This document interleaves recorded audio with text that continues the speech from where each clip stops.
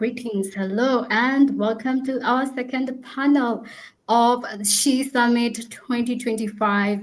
My name is Lynn Gitao, Communications Director of GatherVerse, and I am joined with a roster of amazing panelists who we are going to discuss on the important issue on fund her, the need to fund more women startups.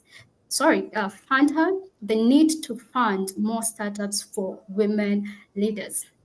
Well, it is my honor to introduce my fellow panelists, and I will start with you, Sosha, passing it all the way up to Kim. And I ask you to be brief and tell us who you are and why you are here. Over to you, Sosha. Sosha, your mic.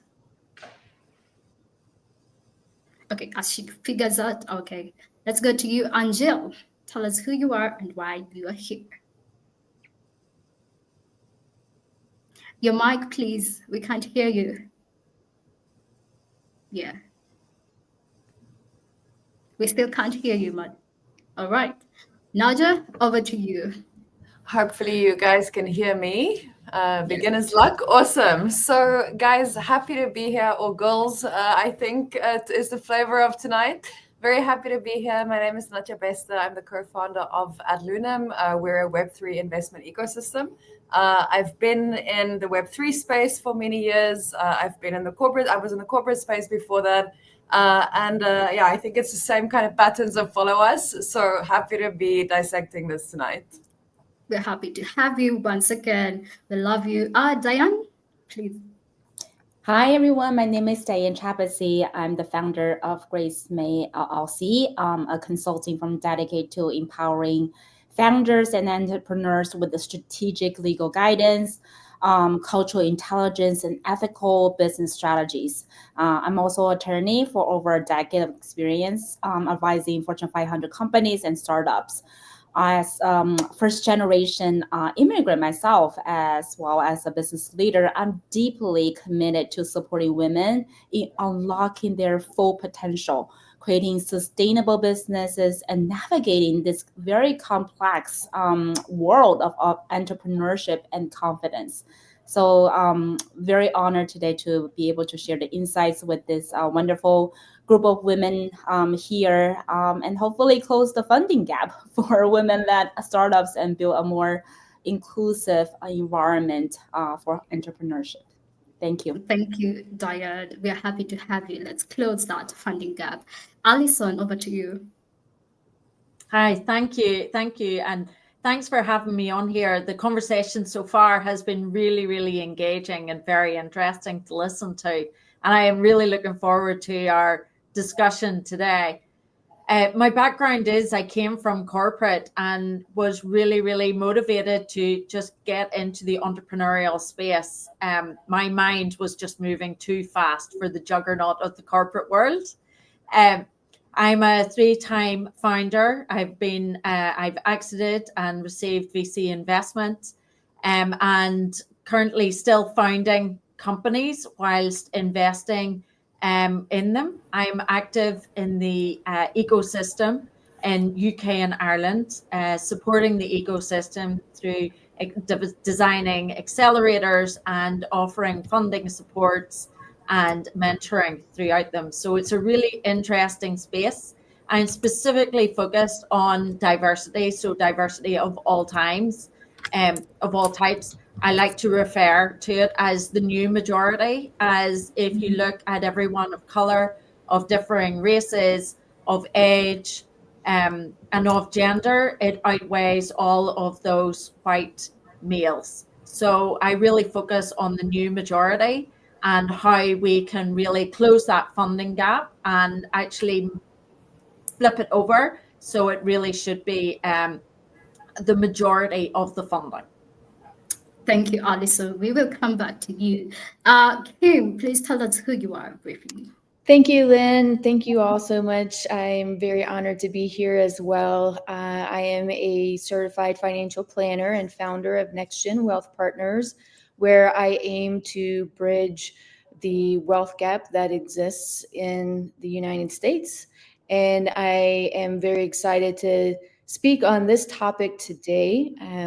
Seeing as how I am in a male-dominated field, I have experienced what it's like to be forced to fit into this box, this way of doing things. So being able to disrupt and challenge that and be a part of this conversation today is really an honor. So I look forward to it. We look forward to having your expressions too. Sasha, over to you. Hi, everybody, and thanks for the initial technical understanding. I also have some background noise. She just woke up in time for the talk, so she just couldn't miss out. This is baby Annan on my lap. My name is Saoirse Mulligan. I'm based in Ireland. I'm an advisor, advocate, and investor in the diversity, blockchain, immersive tech, emerging tech field. I've been working in startup world since 2016, always in and around the money side of it, working initially as advisor and then back into the money field side on a venture partner perspective and now into direct funding. I guess my focus at the moment, having a 6-month-old and a 3-year-old and having had a couple of instances where I could take some time out to really have a look at the macro and the micro of what's going right and what's going wrong.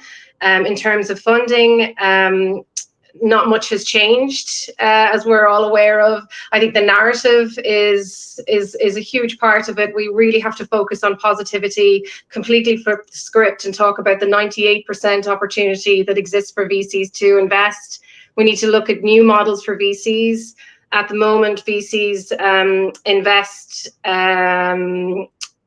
or focus their funds investing in a portfolio of startups and spend the majority of time investing their time and energy in 1 to 3 of those startups and kind of let the others float along and are willing to let 50 to 75% of their portfolio fail. And if we could just get some forward-looking VCs to turn around and say, well, look, what are you doing with the funds that you're writing off? We have this huge opportunity that exists for women and diverse leaders. So let's change the narrative and see who's willing to take the baton and invest. Yeah, I agree. And that is a very passionate talk. And we're coming back to you on that. Angel, please introduce yourself briefly, and then we come to you, Melrose, and then we'll get started with the conversation. Awesome. Hope you all can hear me now. Yes.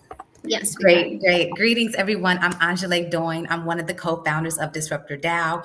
We are disrupting the wealth gap through education and investments in disruptive technology. And so we spend a lot of time really educating ourselves. This world of Web3 and immersive technologies is so expansive. And so we are a group of entrepreneurs, business women who came together to co-create and build together, because we recognize, and really moving into 2025 and beyond, the power of collective investment, the power of working together and building together collectively. And so that's what we're all about at Disruptor DAO. So feel free to follow us on all socials, visit us online to sign up for our newsletter. But that's Disruptor DAO, and I'm very, very excited and grateful to be a part of the conversation today. We're happy to have you. Let's disrupt. Melrose, tell us who you are briefly. Hey everyone, I'm Melrose. I operate a financial firm called Permaculture Capital. I'm a placement agent. I raise capital professionally. I came to this profession through the frustrations of raising capital for my own CPG company that I ran for 6 years. We were in 15 stores. We were ready to scale. Went out to raise capital, was highly demoralized, asked why I don't just get married. Why are you doing this? Who do you think you are? I was having all sorts of issues with the fashion industry at that point, environmental concerns, IP protection problems, physical health issues from touching polyester, rayon, spandex, nylon. We were in swimwear. Decided to jump ship and pivot. That was about 8 years ago. I've worked as a placement agent. We raised for 8 funds. I worked at Merrill Lynch as a wealth manager under a very successful female manager who had $1 billion under management with 50 matriarchs at the time. She now has $3.5 billion under management with matriarchs. Over the last 2 years, I've been operating my firm. We're going into our 3rd year. Half my clients are female, it takes 10 times as much work to get them one meeting and they get a tenth of the size of the checks. I personally feel like us trying to get more female LPs and go through the VC process for women it's going to work, but it's going to take 15 years. So we're building something called Decision Society, which is where it's a marketplace and we allow women to upload their companies. We serve as an intermediary and we help them find fractional operators and we give them the equity that they would have given to VC, which also cuts out bad players in the operation space, which can really kill women's businesses. And they don't get the equity unless they perform the metrics that we pre-negotiate. We're building out the platform now. We have about 500 companies signed up. We did one round of outreach, which kind of gave us the motivation to keep going. In just 3 days, we had 500 women sign up, both from the operator side and the female founder side. So I'm really bullish on that. I want women to invest, but in other women, but I understand women come to the table. We're living longer lives and we have financial disparity in our lives compared to men. So we can't really take those venture risks. So, Meredith, just hold that thought. That's what we're doing. Coming to you. We are coming to you, and you're gonna tell us all these. Okay, sorry. There you go. That's who I am. Just hold that thought. Maybe we can just start. I've had all these stories. We all have one common goal here: to bridge the funding gap. And where is my screen? Okay. There's something I want us to tackle first of all, because I've had all of us saying there's a gap here. What are the barriers that prevent women from accessing funding for startups, and how can we make it more inclusive? I will start with you, Naja. Maybe you can share briefly why do you have these existing barriers? Yeah, I mean, I think this is such a complex question that we can probably spend the entire panel just talking about this. But I think, just kind of touching here and there on a few key things, I think in terms of a cognitive bias perspective, there's a lot of bias the minute that a woman steps into the room. And this is just at the onset to say that this is not something to, kind of finger point, this gender does that to that gender. Historically speaking, I mean, women have only been emancipated for a few decades, depending on the country, right?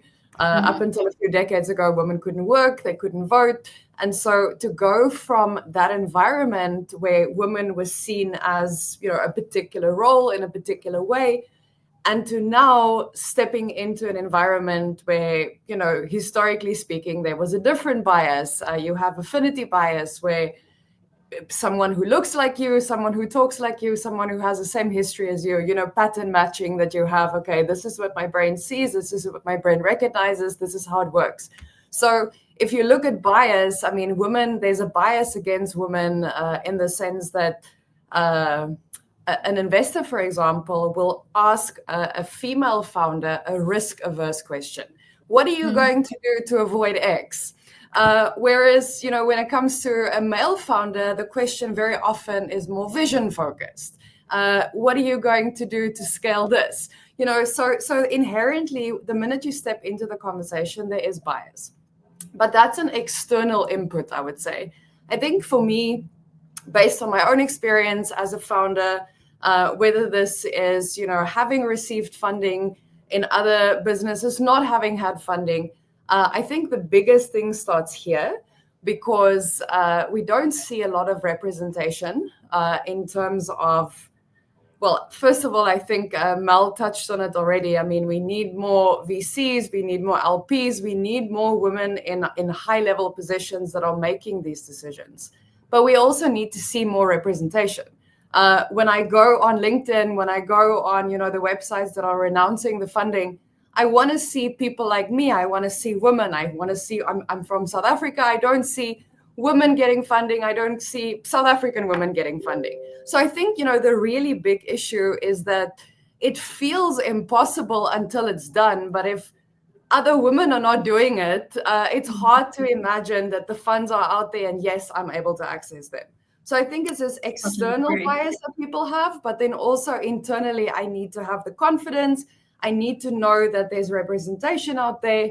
And ultimately, I need to be able to step into a room and to get those meetings. I think Mel touched on it. I need to have people say yes to me in the first place. Thank you, Naja, for that heartfelt expression. And I agree about that. On confidence, there's a very good place. There's a place for confidence as us women founders to believe, even if no one has done it. We are here to break barriers. And this leads me to the next questions on support. As we're just talking about breaking these barriers, support plays a very crucial role. Diane, I'm coming to you. What types of support are the most critical for women founders throughout the startup life cycle? And if anyone wants to chime in on that, please do. Diane. Yeah, sure. I think you mentioned the keyword life cycle, right? Like the support has to be throughout the whole startup life cycle. We oftentimes see companies focus on one area or one particular stage of your company and not the other one. But as women founder, we like to see different varieties of types of support. And talking about early stage, right? I think early stage mentorship, incubation programs, to help women founders to refine their business models, those are critical at the early stage. And again, although this topic is about funding, but I think the selection process for these programs, mentorship and incubation programs, can sometimes suffer the same type of bias and other challenges for similar as how we get not getting enough funding. So I like to also draw those the difficult barriers in these programs as well. And then other than that, I think access to accelerators or grant programs are, which are specifically designed for women entrepreneurs, can be helpful and critical. And post-investment advisory support, which is something I see is a lack of in today's environment.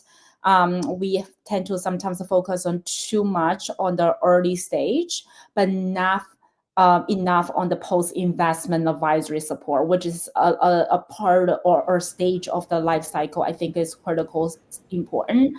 And it's also very important to have that support just for women founders as well. In general, I think building communities for peer support, the shared resources and collaborations can be applicable throughout the whole ecosystem. And I, personally find it very helpful to have a circle of peers to get those supports and resources with the people who are walking the same type of walk as I'm walking through. So those are a few things I can think of, which I think, are critical in terms of support. Yeah, that is very powerful. Yeah, please. I would like to add to that, Diane. Thank you for all those things. Absolutely. The piece that stood out to me was the advisory support and getting into the rooms, because we know that deals are made every day. There's a lot of money circulating. People are getting funded left and right? And we also know that it's all about relationships. It's all about getting into the rooms and navigating those circles to connect with the right people. And so in alignment with what you were saying, Dion, about the advisory role, the mentorship, really building robust relationships so that you can connect with your mentors and your advisory to get into those rooms where those decisions are made, or into those events where those conversations and the ideas are shared and folks are making commitments, right? And so that support of getting into the right spaces, getting to the right people is so important, in addition to also building community 100,000% for sure. Because as a founder, and also as a founder raising funds, and also an entrepreneur, having a tribe of other folks also experiencing the same thing, we can support each other's mental health and well-being, support just being balanced as things are always coming up. So having that peer support group is also incredibly valuable. I totally agree with that. And I would just like to praise GatherVerse for being one of that community, if you allow me. Maybe we can go to the next question. And I pass to you, Alison, and anyone who wants to jump in on this can. How does greater investment in women entrepreneurs contribute to societal and economic development? Yeah, and I think this is a really interesting point because, if you look at a traditional home, quite often it is the female role that manages the household budget, right? And when you think of that in a societal box, it's really then it is that female role that is, perhaps teaching or creating those financial management processes within the children as well, within that household. And what you see is that if you have, if you are privileged and you have, two partners where both are working, quite often, it will be the female's salary that is running the household, where the male's salary will be spent on luxury items or invested. And so you see that it is the female's contribution that has the larger economic impact. And that is true in the majority of economic zones throughout the world. And so by investing in a female-run business, you are helping to drive that, financial security, that financial management, and that, driving where that money is going to be spent. But what you see is when you invest in, there's some interesting research has been done around this, is that when you invest in a female-led startup or a female-led company, where is that money spent? And how they're actually spending that money. They're putting it back. They think about the societal impact. So they're thinking about who they're hiring. They're not just hiring. They're thinking about who they're hiring and what is their story. And so they think about more than just a CV, right? Or they think about, where is that money? Am I going to use a development team offshore, or can I use a development team locally? Right? And what's the impact of that? And, and so you see that when you provide a female with an amount of financial security, they're really cognizant about where that money is going to be spent. And sometimes they realize they're doing this. And sometimes, in the majority of times, they have a blindness to it. And so it is so inbuilt into their processes that they're not even aware that they're making these decisions before spending that money or allocating it. And so then you see the growth and the development of the economy that these investments make versus the same business run by an all-male team.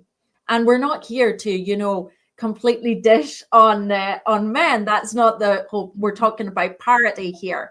And it's just, the way that we're wired, the male brain is just not taking those considerations into consideration in an automatic fashion, whereas the majority of females are. And it really does drive the local economic environment. They do lift up, how can I help people in my community? How can you see a lot of very early startups have CSR applications where maybe they're contributing to a food bank, or maybe they're doing a breakfast clubs at school.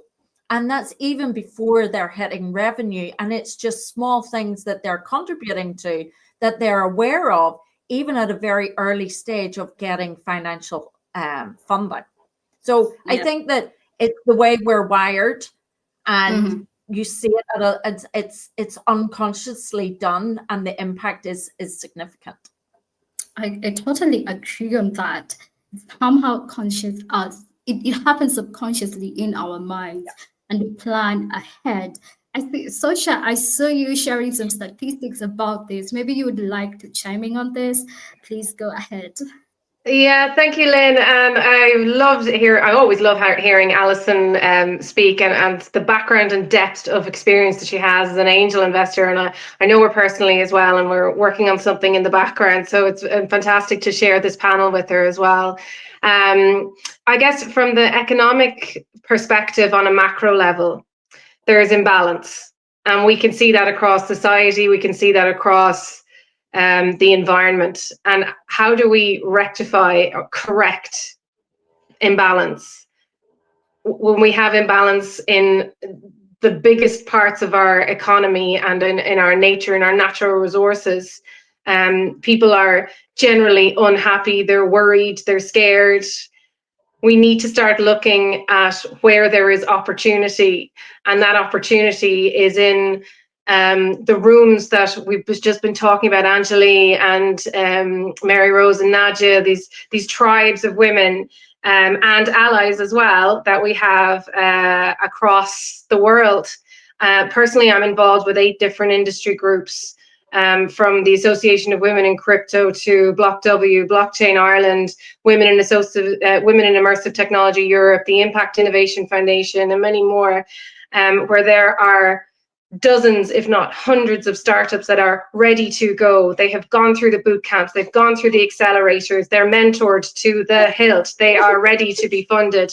And one of the words that I heard just a few minutes ago was the commitment, the committed resources and the conviction to spend. And there's nowhere to hide anymore in terms of, oh, not ready. What's not ready is the attitude of investors. And that's on a global basis. And the only way to change that is to literally tear down the doors over the next year and get those commitments. And I'm one of those people that will absolutely be doing that. You'll be sick of hearing about it from me. We need economic change. And the only way to do that is to get in front of people's faces and tell the story and demand the change, because we've been nice about it. We've been really nice. We've smiled and we've sat and we've nodded and we're done, okay? We can still be nice, but we can be forceful too. Yeah, We've got power. I totally agree with you, Sosha. That was so powerful. And anytime I see Sosha coming in, I know the force is coming in, and it's high time to get that commitment. I'm coming over to you, Kim. What are the key factors women should focus on to attract investors? Sosha talked about the investor side. Maybe you can talk about the startup side. Yeah, absolutely. And I just want to piggyback on this notion of women stepping into their power. There's a part of me that just, as we're discussing all of these topics and themes, that keeps coming up for me is the tenacity and the not taking no for an answer. And if we're met with one roadblock, then we just keep going. So that's the first thing, is just understanding that as a startup female entrepreneur, we're probably going to be told no more than once. But as S.H.E mentioned, we're used to that, right? We're tired of being nice, so it's time to get the work done. The work done in the world that we know needs to be done. I would say a part of that also is just plugging into the data that exists that shows that when women are funded, our businesses grow in an accelerated fashion. So whatever sort of doubts exist in our minds, we can easily overcome that with the data. Beyond that, as a financial planner, I would say, the obvious, which is having a business plan, having your financials in order, having the conversations with the people in the room that could either make a decision in funding you or point you in the direction of getting the funding that's needed. And to sort of close that loop on that topic and piggyback, if I may, on the question beforehand, there is a lot to be said for the imbalance that exists. And so if we want to get really philosophical, we can say, well, the only constant is change. We all know this on a deeper level. But we're also met with this generalized fear that exists when things change. And I think one of the things that we're battling in general is this system that has existed for so long. It can be hard to change that. And I think part of the energy that we need to be in as well, is just like, yeah, change is hard. That doesn't mean that it can't happen. It doesn't mean that we can't do it, but that is one of the things that we face as well. So I think that's it that I wanted to contribute. Yeah. Thank you, Kim. And also, I want to add something on that. Ladies and the female startups should not be fearful. They should be courageous. They should carry along a tribe like the one we have here. They should have a circle like the one we have here. And I want to go to you, Sosha, again, but be brief with that. And Angel, you're also going to contribute on this. What should investors prioritize when backing led businesses? Okay. My immediate answer is because of the opportunity that exists, the overlooked mass of that 98% keeps flashing in my head as this huge capital opportunity. And if we're looking at from a VC perspective, that we have a fund and we're ready to write off 50 to 75% as a loss, then what's the risk? What is the risk? It's the attitude. It's the fear of change. So let's talk in male words. Let's talk about courage. Let's talk about warriors. Let's talk about the heroes that are going to come in and partner with us to turn this around. Because the model that got us to where we are today of 370 billion venture capital market, and completely depleted resources, depleted societies, depleted money, and overlooked women and diversity. Well, the same model, if looked at from a balanced, intelligent, inclusive perspective, could get us back on track in a much more responsible way. Yeah. And just to add to that, what Kim and Sosha were just saying, and also all of the conversation, is that women, we are holistic creators, right? Like we're able, and I think Allison may have said to this too, we're able to look at a problem and think about multiple solutions, right? That it's going to take to really get to the root cause of solving the problem, not just for tomorrow, but for many moons to come. And so that's also too what investors should look at when funding female founders, is that we are solutions oriented, solutions based, and holistic creators, and are able to, and this is what I love so much about our disruptor community, is that we are initially started with a tribe of 11 women who are all entrepreneurs in our own right, and brilliant women that I'm so proud of and for. And we're able to bring our various expertise to the table to really co-create together holistic solutions. And so when investors are looking for, new unicorns, or we're then looking for solutions or technologies that solve problems for generations, definitely having a diverse group of founders, and also working with our allies. Like you were saying, we cannot do this without our allies, our friends and our partners, to really move the dial in moving that number up, as you were saying, Sosha, from how many female funded groups are funded to expanding that globally. So definitely we have a holistic view, and that's one of the main things that investors should look for. And one very, very quick point on that is that pension funds, sovereign wealth funds, private equity, hedge funds are all hungry for money. They're all hungry.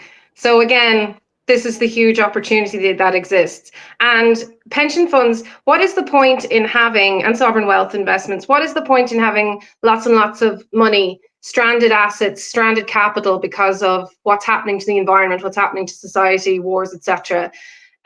What's the point in having all of that money just sitting there? Shouldn't it just be put to work to save what we have, our not infinite resources, and put money to work now? That just seems like a much smarter model, and I wish that I heard more people talking about it. And there's one more shout out that I need to do, which is the Tech Found Her group, which I didn't mention earlier on, which are absolutely phenomenal, and Global Invest Her. So thank you very much. Thank you. Even the baby agrees too. Melrose, Angela mentioned about networks, and I want you to maybe teach us, how do female founders build the networks that genuinely uplift them? So I think you have two types of female founders, and you have a bunch of different reasons why women start companies. I think that's kind of why the funding pathway is different for women, because they often don't go into a VC and say, I want to exit this company for $100 million in 5 years. They want to build companies that they can live in their purpose. They don't want to get banned from their purpose after they sell the company. They want to, what are the motivations for women to build companies? It's very different than a very trained male perspective on capitalism and patriarchal domination. So first you have to look at the motivation. So if those women go out who are highly motivated to come in with a patriarchal structured business where they're going to exit, they're probably going to build networks with a lot of men, and they're actually probably going to have gone to an Ivy League school and have a network already built from their curiosity. But if you get women who don't have, let's call it privilege or luxury of being white, being married, having Ivy League, having MBAs, then you actually have to start going out and being hyper vigilant about building a network. But it actually can become an extremely isolating experience. And I would say that more important than going out and building a network is taking care of mental health and physical health and spiritual health before you go out and interact with the world. I have 12 female founders.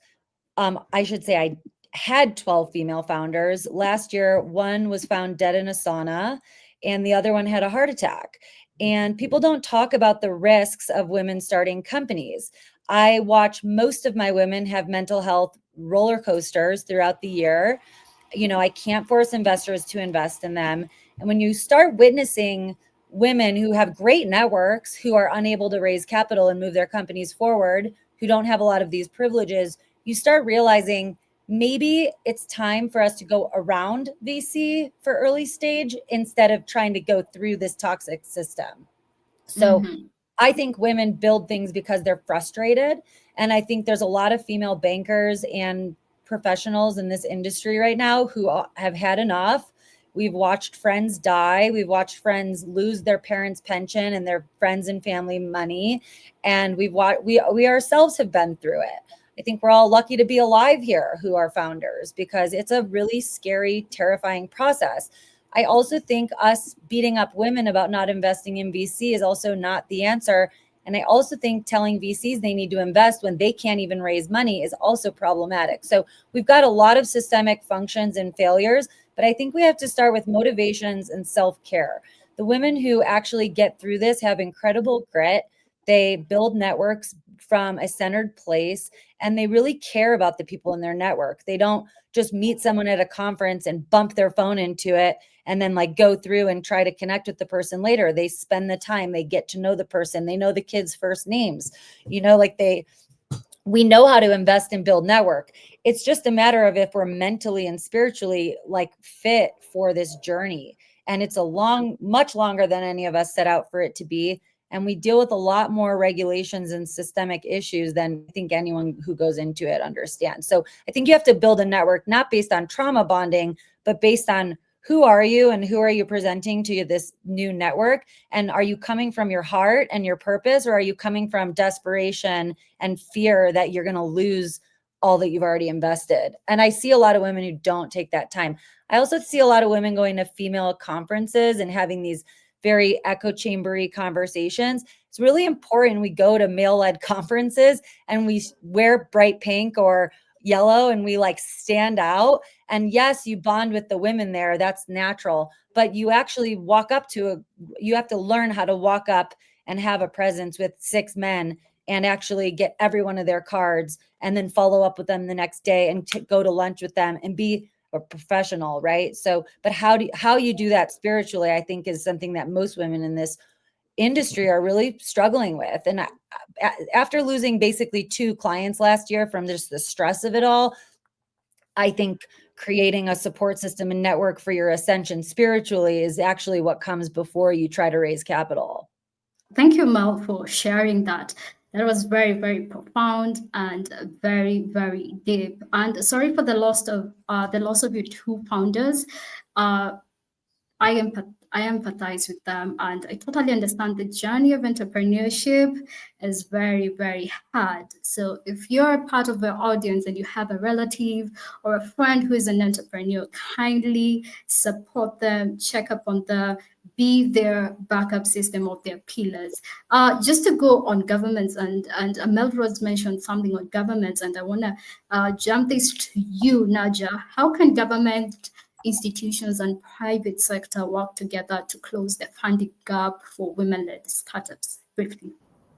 Yeah, I mean, I think governments have been doing this around the world. I think, just to kind of build on or really just add to what Melrose was saying is, and really everyone on this panel, I think there's the top-down approach of, institutions, organizations, governments, all sorts of, circles of people that come together to achieve things.